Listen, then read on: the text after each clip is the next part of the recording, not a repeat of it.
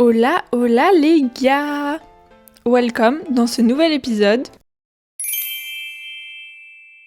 Et aujourd'hui, today, on va parler du Super Bowl. Je pense que vous n'avez pas pu passer à côté de la performance de Bad Bunny au halftime du Super Bowl. Et donc c'est pour ça qu'aujourd'hui, on va faire un épisode dédié au Super Bowl et surtout au halftime du Super Bowl. Chaque année, le halftime du Super Bowl, c'est un grand moment pour la pop culture, donc c'est pour ça qu'on va en parler aujourd'hui. Let's go! Bon déjà, le Super Bowl, c'est quoi?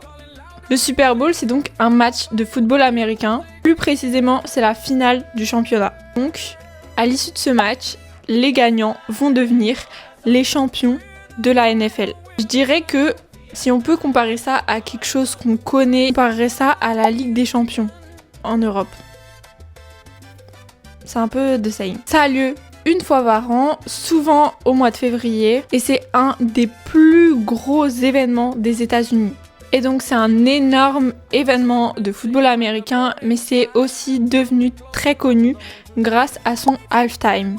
Le halftime, c'est quoi? C'est tout simplement la mi-temps qui dure à peu près 15-20 minutes, où pendant ce temps-là, une grande star internationale va venir performer sur le terrain de foot. Et donc, revenons un peu sur les performances du halftime qui ont marqué la pop culture et qui ont surtout marqué l'histoire du halftime du Super Bowl. Alors tout d'abord, en 1993, on a eu Michael Jackson qui performait pour le halftime du Super Bowl.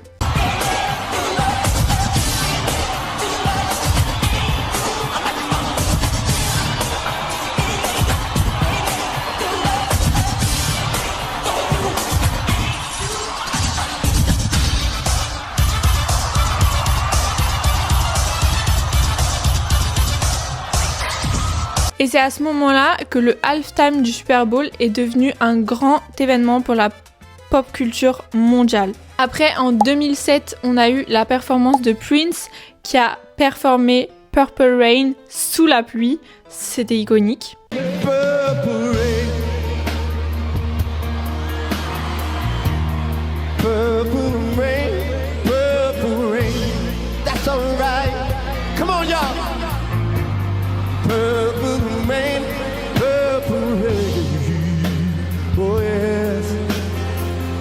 On retient aussi la performance de Beyoncé en 2013 qui a réuni les Destiny's Child. 1, 2, 3, 4. Let's get it. So crazy right now. Most incredibly. It's your girl, history in the making. En 2015, on a eu une performance haute en couleurs signée Katy Perry et ça a été un des shows les plus regardés de l'histoire du halftime du Super Bowl.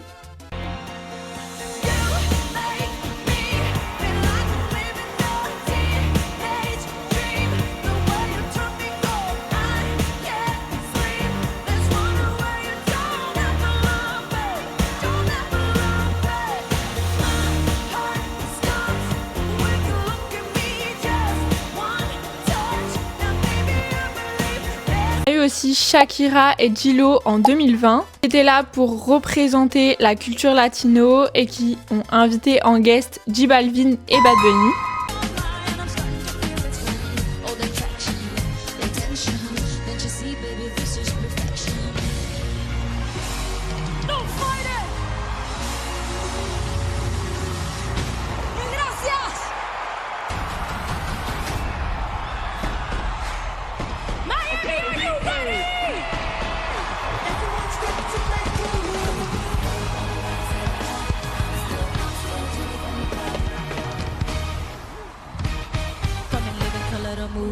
Et en 2023, on a eu l'iconique performance de Rihanna qui remettait un pied sur scène depuis très longtemps et qui, en même temps de sa performance, nous annonçait sa grossesse avec son baby bump.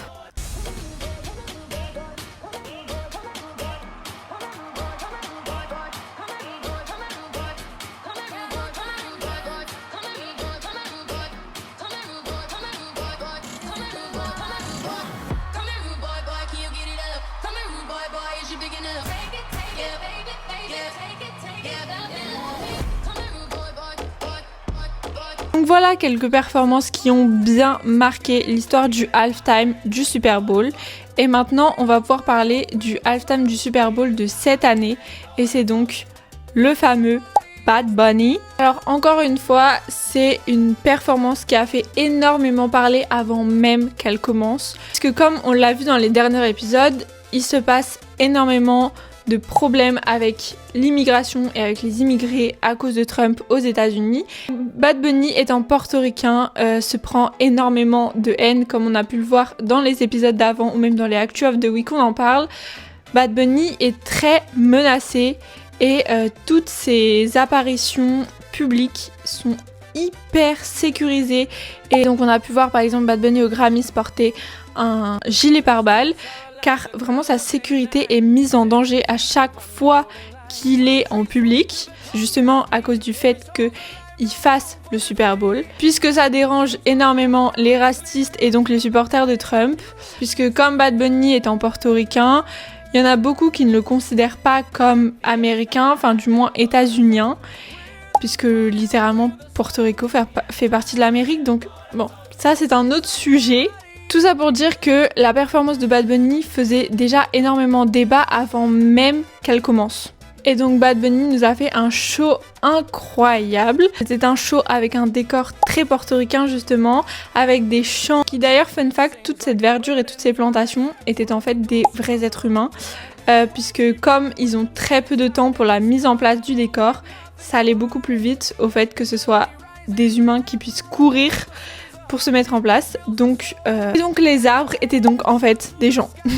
On a eu Bad Bunny qui a ouvert sa performance avec la chanson Titi Me Pregunto. On a eu deux guests. On a eu Lady Gaga qui a chanté sa chanson Die With A Smile, mais dans une version un peu salsa. Lady Gaga portait une robe de salsa bleue magnifique avec une petite fleur.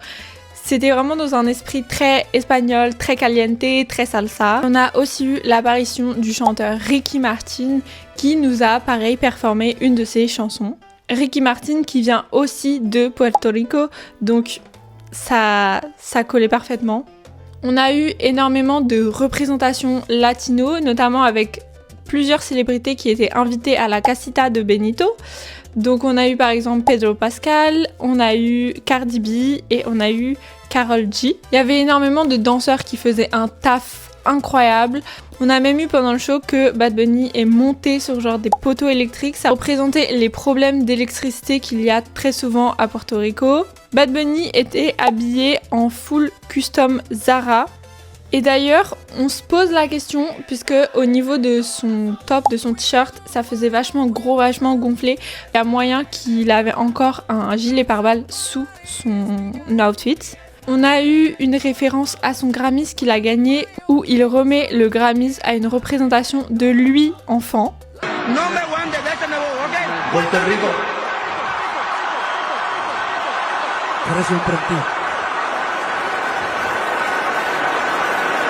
On a même eu un petit passage du morceau Gasolina de Daddy Yankee, qui est un morceau qui l'a beaucoup inspiré dans sa jeunesse.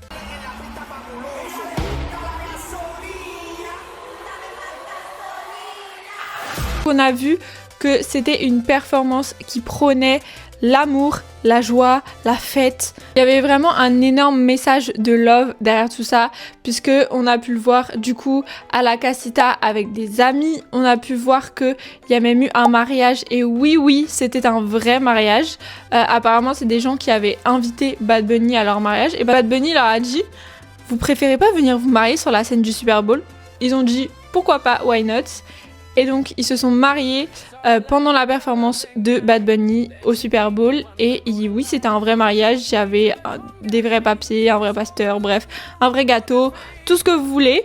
Il y a même une scène très familiale au moment où il remet le Grammys au petit garçon qui est censé le représenter lui, plus jeune. Et le message de fin qui est hyper puissant, c'est « The only thing more powerful than hate is love ». Donc la chose la plus puissante que la haine est l'amour. Et c'est surtout qu'à la fin, il dit « God bless America », donc ce qui signifie Dieu bénit l'Amérique, en citant tous les pays d'Amérique, que ce soit des États-Unis d'Amérique.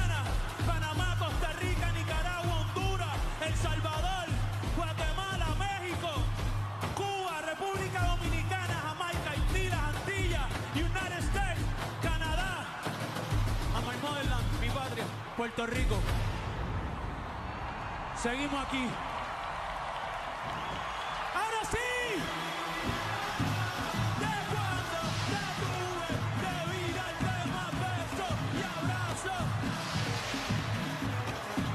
Et tout ça pour dire que cette performance a battu le record de viewers de plus de 135 millions de viewers pendant la performance de Bad Bunny. Sur ce, je crois qu'on en a fini de parler du Super Bowl et de la performance de Bad Bunny. Dites-moi si vous avez aimé la performance de Benito dans les commentaires. Aussi très important, pensez à vous abonner à cette chaîne, à mettre un like sur la vidéo. C'est hyper important pour moi parce que du coup, ça me permet de continuer à vous faire des vidéos comme ça. Moi, je vous dis salut et à bientôt dans un prochain épisode. Salut!